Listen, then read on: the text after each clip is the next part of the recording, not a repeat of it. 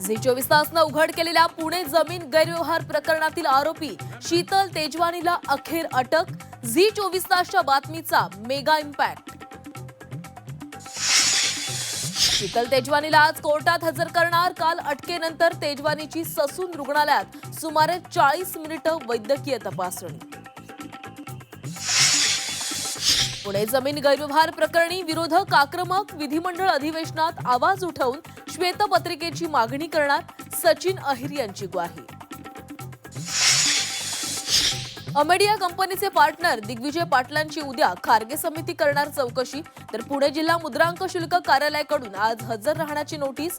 दिग्विजय पाटलांचे वकील बाजू मांडणार। सूत्रांची माहिती।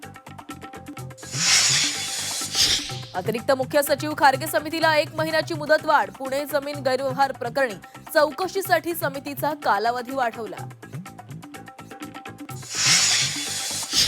जिल्हा परिषदांआधी महापालिका निवडणुका घेण्याच्या हालचाली। आज होणाऱ्या बैठकीला सर्व पालिका आयुक्त हजेरी लावणार।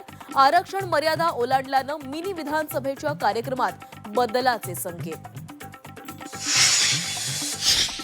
21 डिसेंबरच्या आचारसंहितेमुळे हिवाळी अधिवेशन केवळ 1 आठवड्यांचं पुरेसं कामकाज होणार नसल्यानं विरोधक आक्रमक। तर अधिवेशनात विरोधी पक्षनेतेपद जाहीर करा। भास्कर जाधवांची मागणी। अधिवेशनाच्या पहिल्याच दिवशी राज्य निवडणूक आयुक्तांविरोधात महाभियोग आणणार। काँग्रेसचे नाना पटोले आक्रमक।